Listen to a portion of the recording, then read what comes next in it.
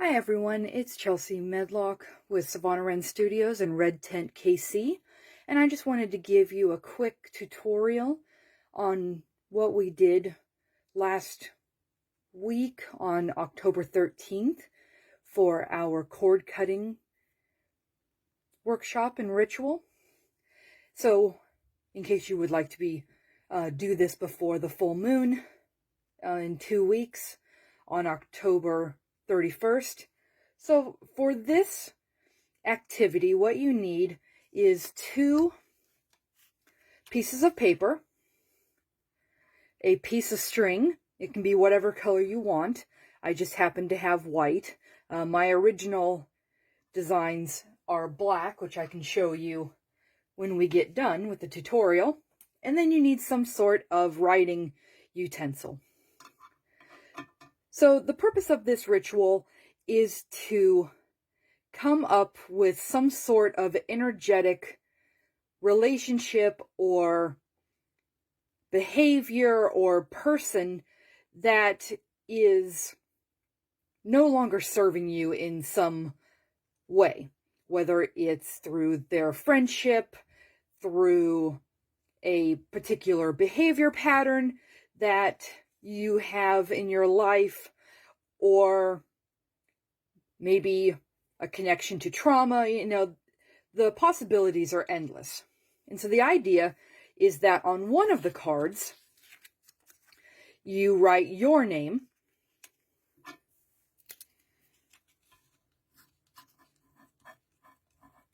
Chelsea, and on the second card, you write the name of the cord that you are wanting to cut and reduce its influence in your life.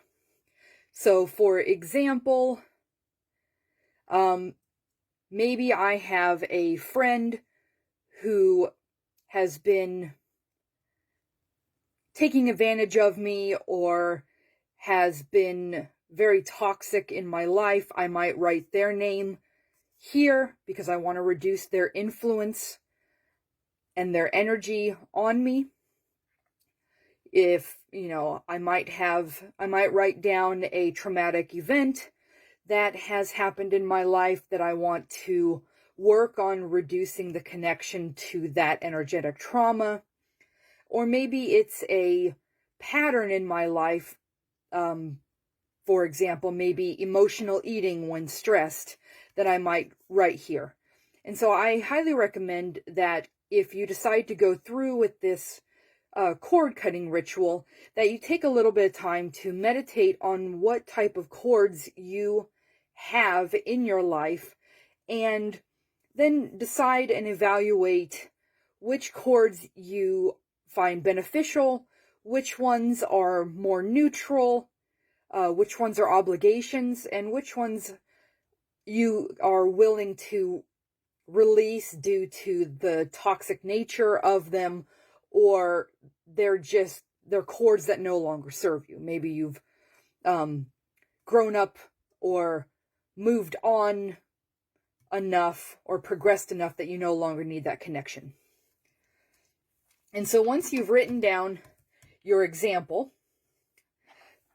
let's say, for instance, I can write down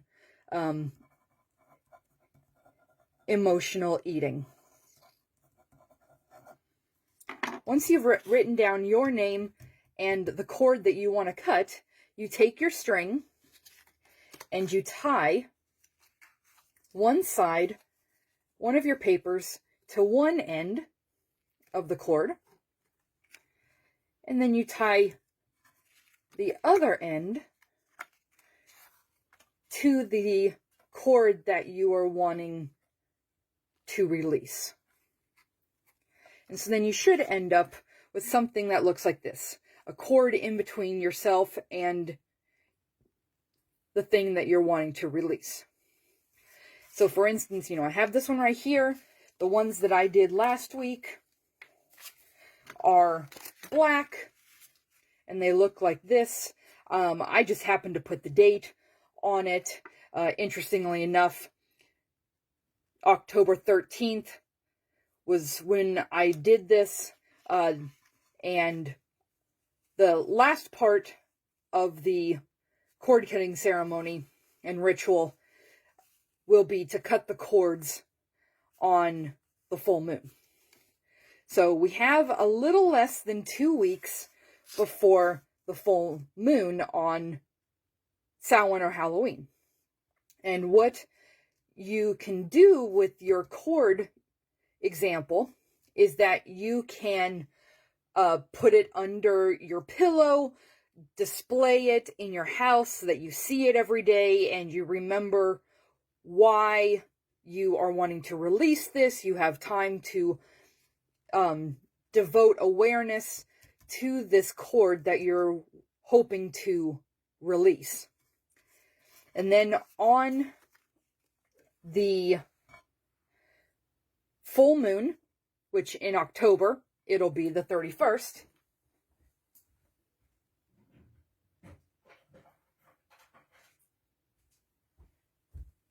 you will take your cords outside so that they're in the moonlight, in the full height of the moon's manifestation, and you will say, I release the energy within this cord to free myself from its influence.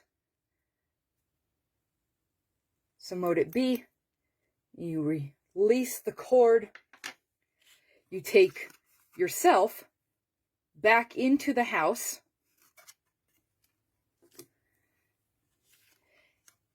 And you burn the second half of the cord, releasing its energy back into the world. And you keep yourself in your house, somewhere where you can find it relatively easy, maybe on display, because you're going to hold on to this half of the cord till at least the next full moon. I like to hold on to it until the for a full year, but it's really up to you what you feel like doing. This is just an example to give you some ideas. And so I hope you've enjoyed this video, and I will see you at our next meeting. Have a great rest of the day.